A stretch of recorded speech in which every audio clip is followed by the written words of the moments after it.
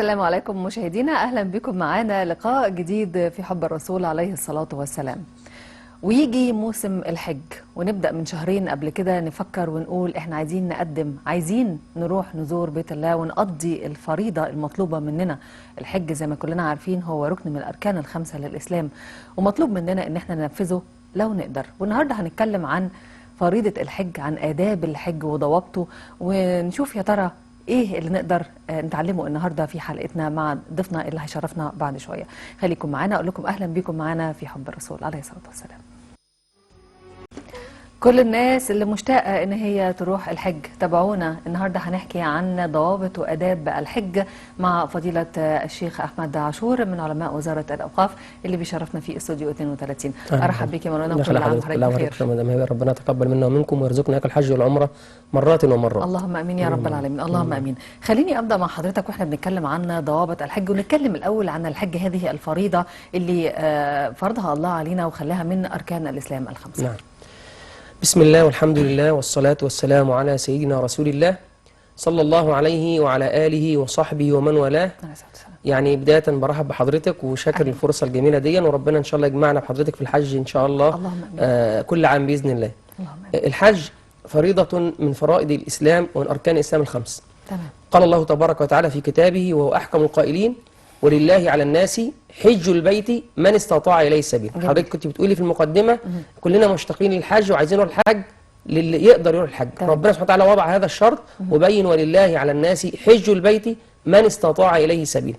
وقال صلى الله عليه وسلم في الحديث اللي كلنا حافظينه، حديث سيدنا عبد الله بن عمر، قال رسول الله صلى الله عليه وسلم: بني الإسلام على خمس. شهادة أن لا إله إلا الله وأن محمد رسول الله، وإقام الصلاة، وإيتاء الزكاة، وصوم رمضان، وحج البيت لمن استطاع إليه سبيل. تمام. وعن أبي هريرة رضي الله تعالى عنه أن رسول الله صلى الله عليه وسلم قال: إن الله قد فرض عليكم الحج فحجوا. فقال رجل: يا رسول الله أفي كل عام؟ يعني نروح نحج كل عام؟ فسكت النبي صلى الله عليه وسلم. فعاد الرجل السؤال مرة ثانية فسكت النبي، ثم عاده مرة ثالثة فقال النبي صلى الله عليه وسلم: لو قلت نعم لوجبت وما استطعتم. لو قلت نعم لوجبت وما استطعتم، ذروني ما تركتكم. ما دام انا ما الزمتكوش بشيء، ما دام انا ما فرضتش عليكم شيء، انا خلاص قلت لكم عليكم الحج. وربنا قال في القرآن: من استطاع اليه سبيلا. تمام. فلا تكثر على النبي صلى الله عليه وسلم السؤال. قال النبي صلى الله عليه وسلم: ذروني ما تركتكم. تمام. فإنما هلك من كان قبلكم كثرة سؤالهم واختلافهم على أنبيائهم. مش عايزين احنا نكثر من الأسئلة، لا نشق على أنفسنا فيشق الله علينا، لا نشدد على أنفسنا فيشدد الله علينا. فبالجملة الحج فريضة عظيمة وهي ركن من أعظم ومن أهم أركان الإسلام. ربنا يا رب يرزقنا الحج والعمرة. اللهم امين يا رب العالمين. انا هوصل لنقطة من استطاع اليها سبيلا بس مش دلوقتي. تمام. انا عايزة ابدأ بالترتيب من ساعة ما الواحد فينا بيعقد النية ان هو يحج بيت الله. تمام. ومنذ هذه اللحظة احنا بيكون مطالب مننا حاجات، لان انا المفروض ان انا هجهز نفسي ان انا اروح احج. الحج مش مجرد مجموعه من الاداءات الوثنيه، لا. احنا يعني عباده اكبر من كده كثير. تشتمل على كل انواع العبادات من روحيه وبدنيه وماليه. صحيح. كل انواع العبادات تجتمع في عباده الحج. جميل. فمن البدايه خالص منذ انعقاد النيه واقول انا هروح اقدم للحج، مطلوب مني ايه؟ طيب، اولا اعرف يعني حج. تمام. يعني قبل ما نروح للنية يعني حج، زي ما حضرتك بتقولي هي مش مجرد شعائر بتؤدى، مش مجرد امور بتقام، لكن يعني حج. الحج زي ما علماءنا بينوه ووضحوه قصد مخصوص لمكان مخصوص في وقت مخصوص بافعال مخصوصه. يعني الكلام ده قصد مخصوص النية اللي حضرتك اشرت اليه. تمام. كل عمل لابد فيه من نية.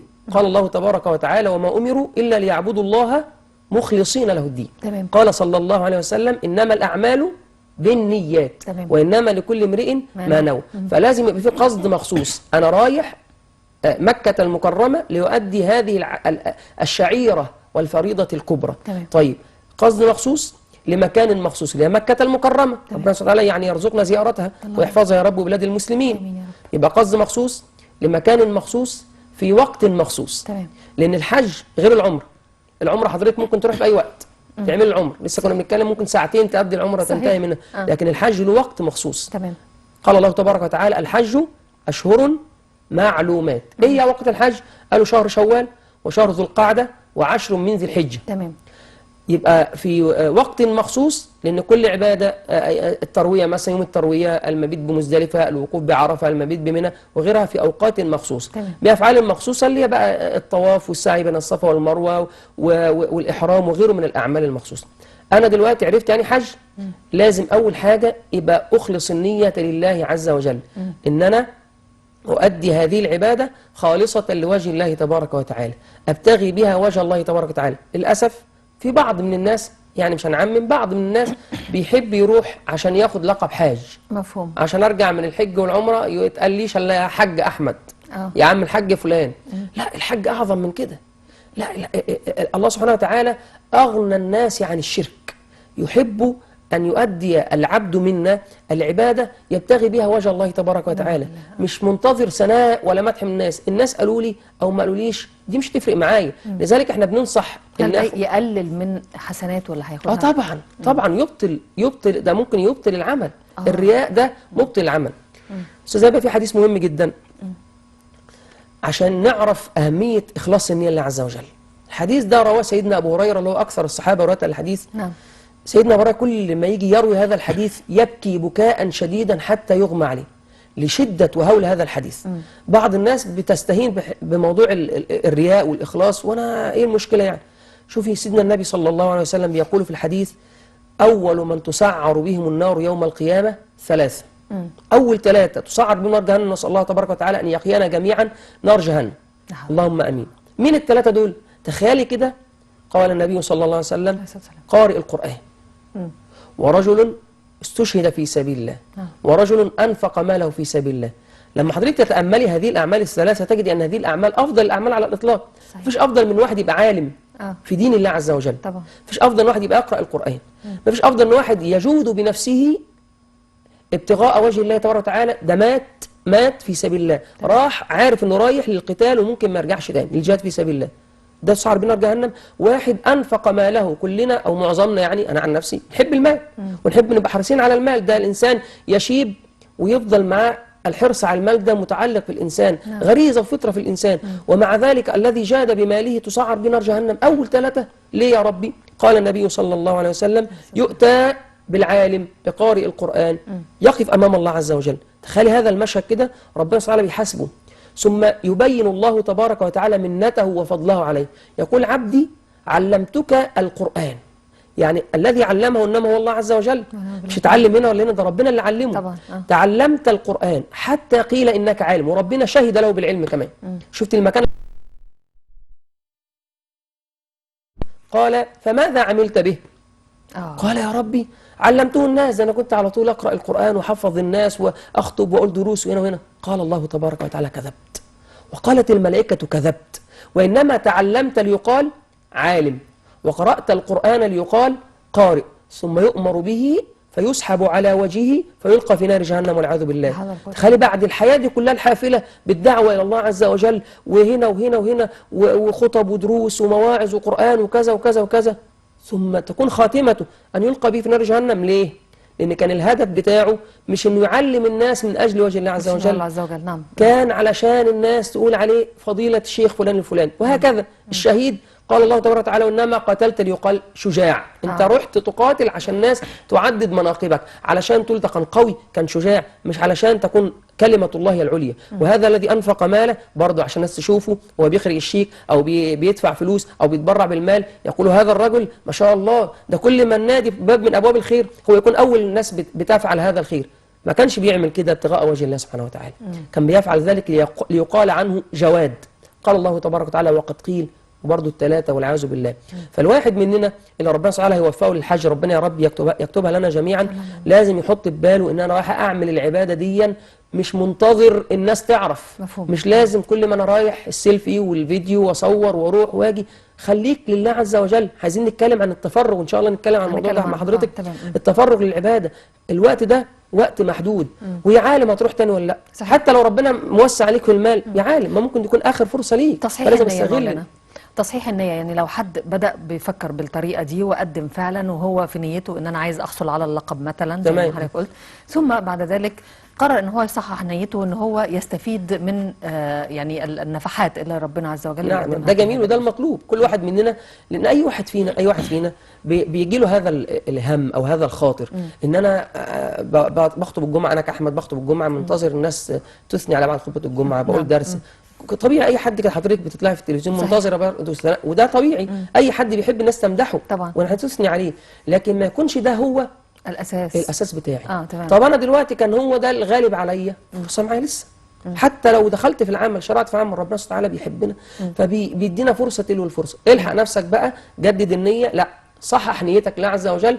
انا رايح لهذه العباده امتثالا لامر الله عز وجل واتباعا لهدي سيدنا رسول الله صلى الله عليه وسلم. انا عايز ارجع من هذا الحج التكريم اللي سيدنا النبي عليه الصلاه والسلام قال لنا عليه: من حج فلم يرفث ولم يفسق رجع من ذنوبه كيوم ولدته امه. احنا كده هنتكلم عن آداب الحج نفسها، وانا عايزه انتقل لهذه النقطه. فضيلتك، في جمله من الآداب يجب مراعاتها على الحاج، يعني احنا خلاص عقدنا النية وربنا كتبها لنا وجهزنا نفسنا هنا ويعني عملنا التجهيزات اللازمه وسافرنا. تمام. هو قبل ما نسافر في الإحرام نفسه، يعني قبل ما نوصل للإحرام، احنا حضرتك أشرت لأهم نقطة اللي هي النية. ودي أهم، يعني الركن أو النية دي شرط أساسي في كل عمل. تمام. حج، صلاة، صوم، قراءة قرآن، صلة أرحام، بر والدين. طب لو جات لي مكافأة أعمل إيه؟ مكافأة؟ يعني لو جات لي هدية زي الناس اللي بتجيلها في الجوائز كده، حج وعمرة، الناس دي نيتها هل ما كانتش مثلا منعقدة لحاجة زي كده؟ لا، ربنا سبحانه وتعالى خلاص اداك هدية، بعت لك هدية. نجدد النية بقى. تمام. يعني أنا دلوقتي ربنا سبحانه وتعالى أكرمني بالموضوع ده، بالعمرة اللي أنا ما كنتش متوقع إن أروحها، أو بالحج اللي أنا ما كنتش عامل في حساب إن أروح. خلاص الحمد لله، أخلص النية لله عز وجل. تمام. يعني في فرق بين أعزم النية وفرق بين إخلاص النية لله عز وجل. مفهوم. أنا عزمت على الحج واستخرت ربنا وجهزت، عملت جمعية كبيرة أو وفرت فلوس أو كذا، خلاص ربنا أكرمني، قالوا لي أنت خلاص الحمد لله طلع السنة دي الحج. تمام. في حاجة مهمة جدا اسمها التوبة ورد المظالم. والتوبة دي مهمة جدا. ولو اتكلمنا من التوبة ممكن نقعد حلقات طويلة جدا مع حضرتك لغاية ما زهق مني ونقول كفاية كده. لا، التوبة ينبغي أن يكون مشروع العمر بالنسبة لكل واحد فينا. قفلت باب وبتفتح باب جديد. صحيح. والتوبة لازم تكون معاكي باستمرار. سيدنا النبي صلى الله عليه وسلم، شوف سيدنا النبي ده ربنا غفر له ما تقدم من ذنبه وما تأخر. نعم. سيدنا النبي صلى الله عليه وسلم أول ما ندخل الجنة كلنا بلا استثناء هنخش الجنة بعد سيدنا النبي صلى الله عليه وسلم. كلنا يوم القيامة هنروح لسيدنا النبي عليه الصلاة والسلام نقول له: يا رسول الله اشفع لنا عند ربك. نعم. فيروح سيدنا النبي دون عن سائر الأنبياء، ودي اختص الله تبارك وتعالى به سيدنا النبي صلى الله عليه وسلم. فيروح سيدنا النبي عليه الصلاة والسلام يشفع لجميع الخلائق عند الله عز وجل. نعم. طيب سيدنا النبي بقى ده بيذنب، ده ربنا غفر له ما تقدم من ذنبه، عصمه الله تبارك وتعالى من الذنب، ومع ذلك يعدون الصحابة يعد له في المجلس الواحد عندي مع حضرتك مجلس نص ساعة ولا ساعة، تخيلي كده في المجلس الواحد يقول سيدنا النبي عليه الصلاة والسلام: أستغفر الله العظيم وأتوب إليه. في المجلس الواحد 70 مرة. شوف المجلس الواحد يقول صلى الله عليه وسلم: توبوا إلى الله فإني أتوب إلى الله في اليوم 100 مرة. يعني شوف التوبة مع سيدنا النبي عليه الصلاة والسلام، ما بالك احنا بقى، ربنا صلى يعفو عنا ويتوب علينا جميعا. يبقى لازم التوبة زي ما حضرتك ده يبقى مقرر يومي عند كل واحد فينا. أستغفر الله العظيم وأتوب إليه. هي التوبة مجرد كلمة يا أستاذة؟ لا طبعا. لا طبعا. التوبة جهاد. وربنا سبحانه قال لنا برضو بشرى جميلة: والذين جاهدوا فينا هيساعدنا لنهدينهم سبلنا وإن الله لمع المحسنين. صحيح. عليك أنت الجهاد، علينا الجهاد، وربنا سبحانه عليه التوفيق والهداية. ربنا يهدينا. التوبة لسه ما خلص، معلش سامحيني عشان في نقطة مهمة في التوبة مهمة جدا هقولها سريعا: رد المظالم. اتفضل. رد المظالم. أي حد فينا يا إخواننا ربنا أكرمه بالحج أو حتى من غير الحج لازم يرد المظالم إلى أهلها. أنا كنت واخد فلوس من حد، أنا كانت أختي لها ميراث عندي، أنا فلان كان له مصلحة عندي، أنا ظلمت فلان، أنا شتمت فلان، أنا أذيت فلان، لابد أن أذهب إليه وأستسمحه، مش عيب. طيب أنا كنت عايزة أجل الجزئية دي اللي هي مرتبطة لمن استطاع إليه سبيلا. لأن هنا أنا عندي أكتر من جزئية. في ناس بتستلف، في ناس بتاخد قرض من جهة أو من بنك، في ناس بتعمل جمعية زي ما حضرتك قلت، يعني في ناس بتطلع بالقسط بالتقسيط. هل كل الطرق المالية، مشروع احنا بنتكلم هنا من استطاع عليه سبيلا، مش بس المال، لكن ده شق مهم في صحيح. كمان الصحة القدرة البدنية وأمن ورعاية الطريق. لو نعم، عندي نعم. حد وما إلى ذلك. نعم. فهل أنا في موضوع المال تحديدا كل ده مسموح بيه ولا في حاجات غير مسموح بيها؟ بص، معظم حضرتك قلتيه ده متاح. تمام. ان انا مثلا اعمل جمعيه، ان انا اكون محوش مبلغ. أستلف؟ لا، لا. ما استلف. حتى لو من أخويا مثلا؟ وليه؟ ما هو ربنا لم يجب علي الحاج الا عند الاستطاعه، ليه اشق على نفسي؟ ولسه قايلين في الاول حديث سيدنا ابو هريره، قال الرجل افي كل عام يا رسول الله؟ قال لو قلت نعم لوجبت. ليه انا اثقل على نفسي؟ ليه استلف وداين نفسي يبقى عليا الدين؟ لأن موافقة الدولة جت السنة دي مثلا على سبيل المثال. يبقى ده بصي، عندنا قاعده جميله بتقول الضرورات تبيح المحظورات. تمام. انا كنت مقدم في الحج وعامل حسابي ان الحج مثلا يكلفني مبلغ مثلا 100,000 جنيه، فلقيتهم لا ده قالوا ده 200,000 عشان تكاليف كذا وكذا وكذا. صحيح. فالفرصه هتروح عليا. مفيش مشكله استلف، بس برضو على حسب ظروفي الماديه، هقدر اسد المبلغ ده ولا هرجع؟ لا أشق على نفسي. لا اشق على نفسي. هي القضيه كلها لا تشقوا على انفسكم في هذه العباده العظيمه وهذه الشعيره الكريمه. من لم يستطع الحج ربنا مش هيحاسبه على هذه العباده. لو انا مش قادر ربنا مش هيحاسبني. لكن هي القضيه كلها اللي مستطيع وما حجش، طب انا ليه اكلف نفسي؟ لا اشق على نفسي.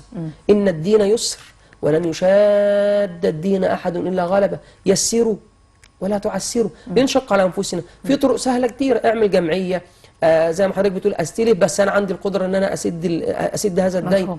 لكن اشق على نفسي لا.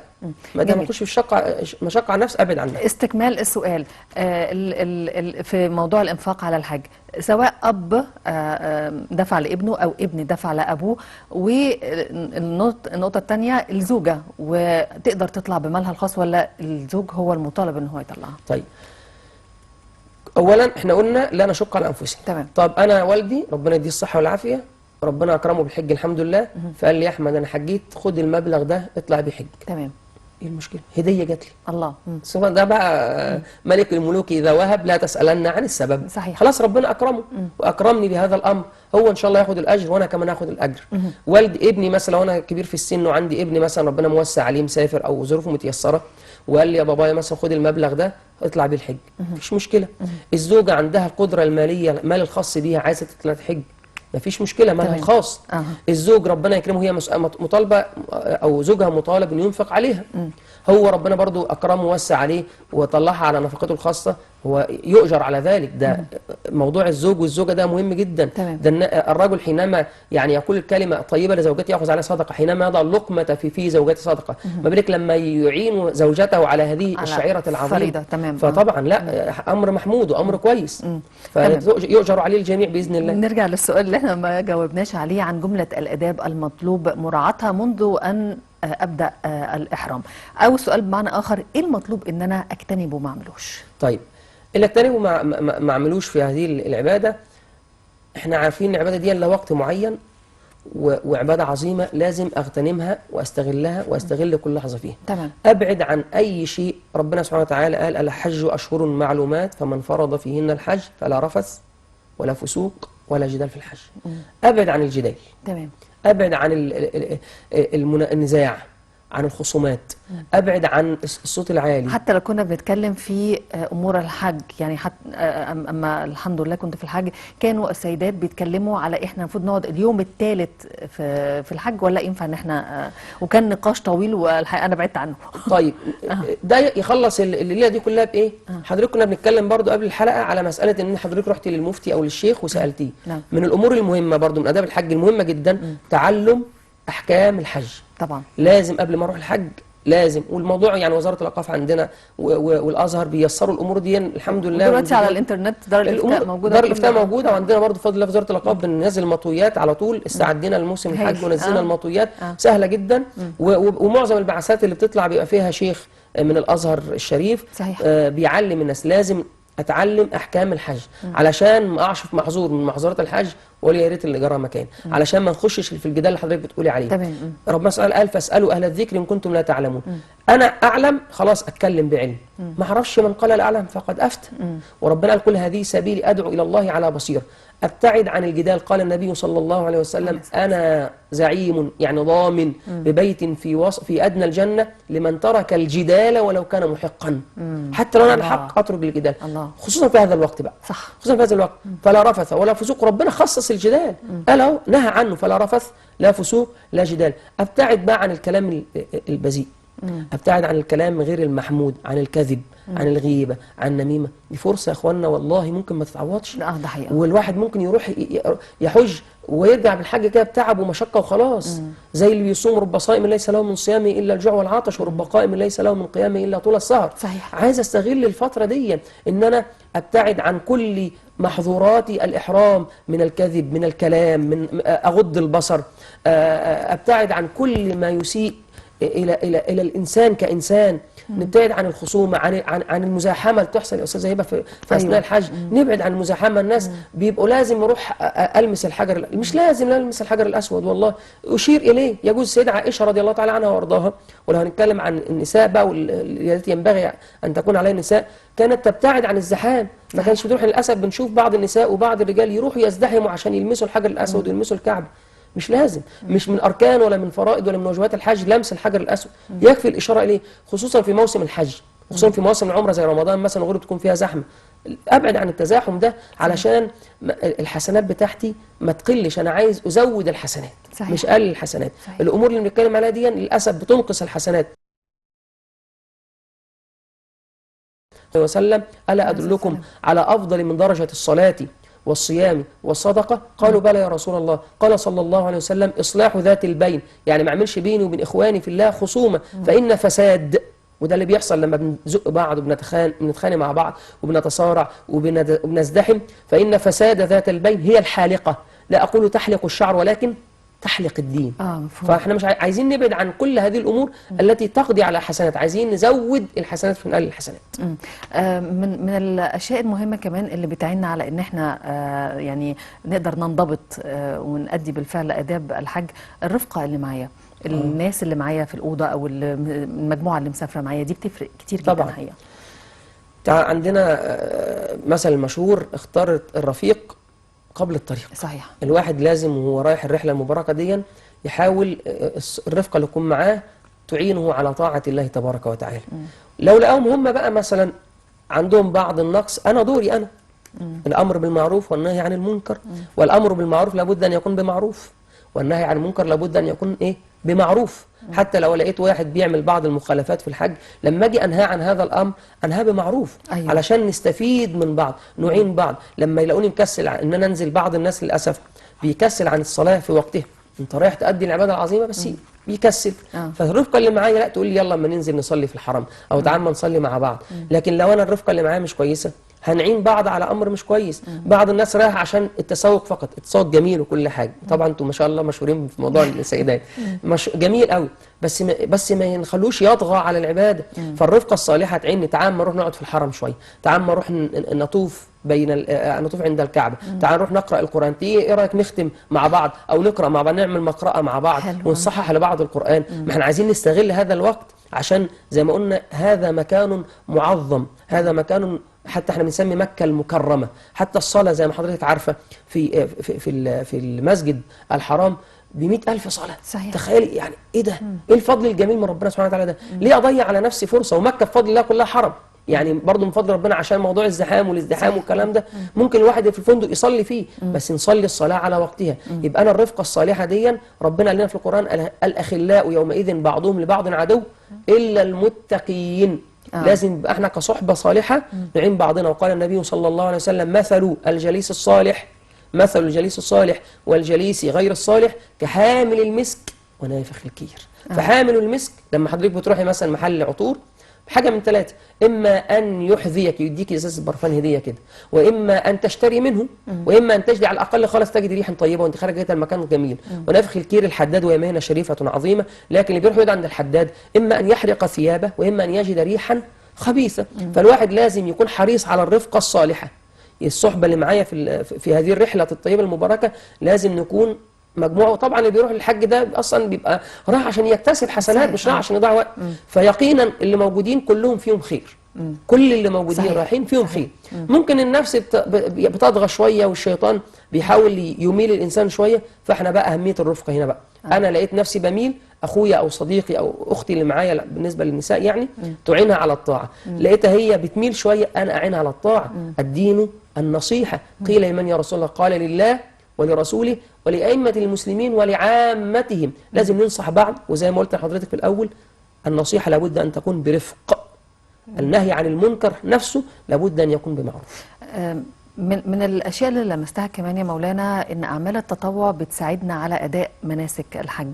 يعني لما نلاقي الشباب بيساعدوا الكبار، لما نلاقي الشباب بيحاولوا إن هم يخدموا على الكبار واحتياجاتهم، ويشيلوا حاجات ويحطوا حاجات، فبحس بنلاقيهم قادرين إن هم يقوموا بمناسك الحج بشكل أفضل كتير حقيقة. بس قبل ما نأكد على المعلومة دي هقول لحضرتك حديث سريعا برضو معلش، جميل جدا والله.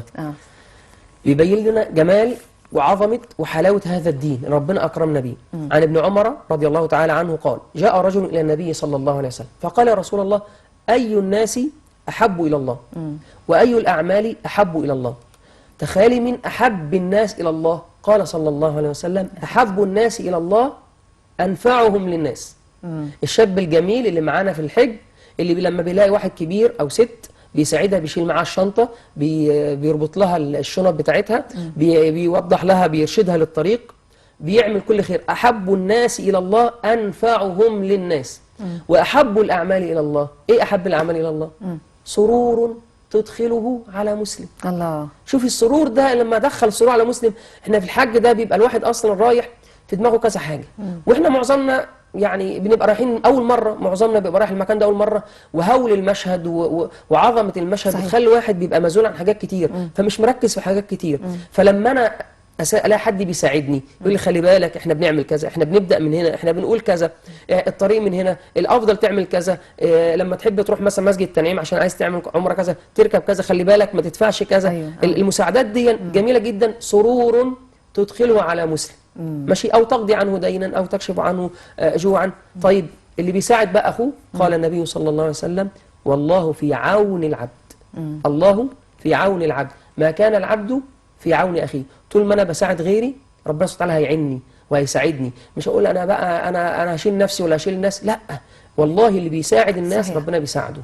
الله في عون العبد. اللي بيكون مع الناس ربنا بيكرمه. قال الله تبارك وتعالى: هل جزاء الإحسان إلى الإحسان؟ الجزاء من جنس العمل. زي ما أنا بساعد الناس ربنا هيساعدني. فإن شاء الله اللي بيعمل كده احنا بنطلب من الناس كلها، خصوصا الشباب اللي ربنا اداله قوة أو اللي راح أكتر من مرة وعنده معلومات وعنده فقه في هذا الأمر، يساعد الناس عشان ربنا يساعده. أنا بشكرك فضيلة الشيخ أحمد عاشور من علماء وزارة الأوقاف. كل الشكر على وجودك معنا النهارده. كل عام أنا سعيد والله، كل عام وحضرتك بخير. تقبل الله منكم صالح الأعمال. اللهم آمين. وجزاكم الله خير. كل الشكر. وأشكر كل مشاهدينا على متابعتهم لينا. يعني هي كلمات بسيطة جدا فضيلة الشيخ قدمها لنا، لو اتبعناها إن شاء الله يعني يعدي موسم الحج، وكل الناس اللي حجت ربنا يتقبل حجها بأمر الله. كل عام وأنتم بخير، ونلتقي على خير.